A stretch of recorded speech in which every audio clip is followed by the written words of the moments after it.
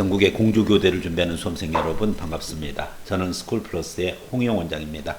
오늘은 공주교대 면접 특강에 대해서 안내 말씀드리겠습니다. 스쿨플러스는 교대 4대 교원대를 중점적으로 지원하고 있는 교사대 전문 팀입니다. 자, 공주교대 모집인원 보세요. 학생부 교과가 있고 학생부 종합이 있고 외국인이 있습니다. 학생부 교과는 80명을 기준으로 해서 모집을 하고 있고 학생부 종합의 대표적인 전형이 교직적성 인재 있고 지역인재 선발이 있습니다. 지역인재 선발 70명, 교직적성 인재 30명. 여기서는 고교 성적 우수자 전형에 대한 면접, 그리고 교직적성 인재 면접, 지역인재 선발 면접을 기준으로 말씀드리겠지만 다른 전형들과 보훈 대상자, 농어촌 학생 전형, 기회균형 선발 전형, 특수교육 대상자 전형들도 면접 방식을 확인하면 도움이 많이 될 것입니다. 첫 번째 전형 바로 학생부 교과의 고교 성적 우수자 전형입니다. 고교 성적 우수자 전형은 80명을 모집한다라고 말씀드렸습니다. 이 80명의 인원에 대해서 1단계 모집 인원의 3배수를 학생부 100% 기준으로 선발합니다. 그리고 2단계에서는 1단계 점수가 90%고 면접평가가 대략 10% 개별 면접을 실시합니다. 수능 최저가 학생부 교과인 만큼 적용되고 학생부 종합에서는 적용이 안 됩니다. 학생부 종합 전형 들어가겠습니다. 학생부 종합 전형에서 교직 적성 인재 전형입니다.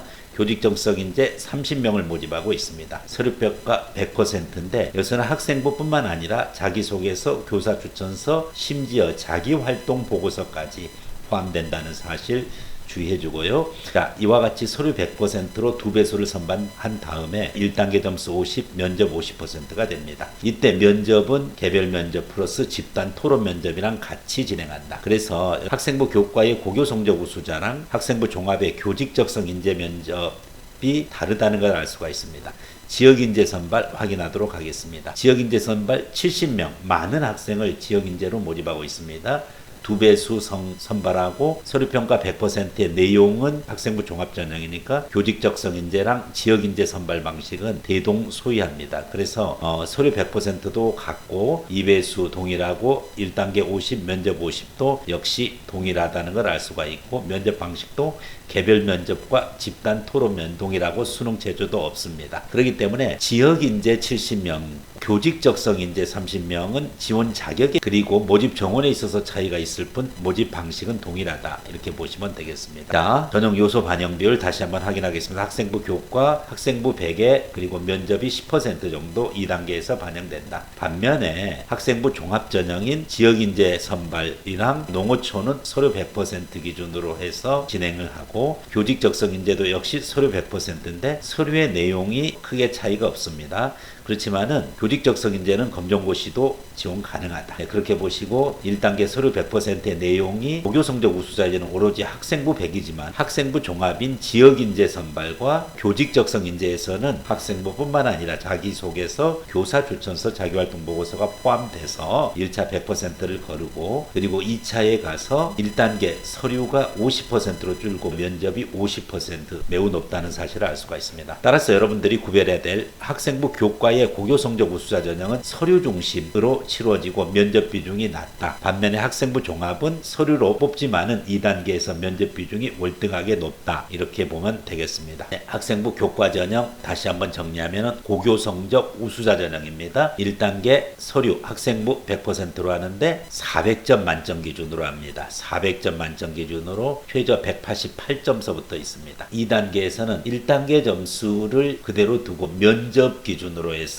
50점 만점에 최저 27점을 줍니다. 그래서 여기서 변별력 차이는 22점이 차이가 나고 1단계 점수에서의 변별력 차이는 212점의 차이가 난다고 보면 되겠습니다. 그래서 450점 만점으로 최종 합격자를 선발합니다. 학생부 종합전형은 1000점 만점으로 하는데 1단계 학생부 자소서, 추천서, 자기활동 보고서 기준으로 해서 1000점 만점 중에서 최저점 588점을 부여하고 2단계에서는 1단계 성적을 500점으로 줄이고 다음에 2단계에서 면접이 역시 500점 기준으로 부과가 되어 있습니다. 이와 같은 걸 기준으로 해서 2019년도 면접을 실시했고 여러분이 2020년 이후 준비하는 학생이다라고 하면은 선행학습 영향평가를 보고서 어떻게 대비해야 될지를 파악해야 되겠습니다. 네, 수시 모집의 학생부 종합, 네, 지역 인재랑 그리고 교직 적성 인재 전형은 개별 면접과 더불어 집단 토론 면접이 있다는 사실 유의해 주고요. 학생부 교과의 고교 성적 우수자는 개별 면접만 진행이 돼. 정시에서도 개별 면접만 진행된다. 이렇게 보시면 되겠습니다. 먼저 학생부 교과의 개별 면접입니다. 교직관 및 교양, 표현력, 태도 등을 종합적으로 평가합니다. 면접 방법은 교양 관련 면접 문항을 무작위로 수험생 한 명이 선택해서 3분간 준비합니다.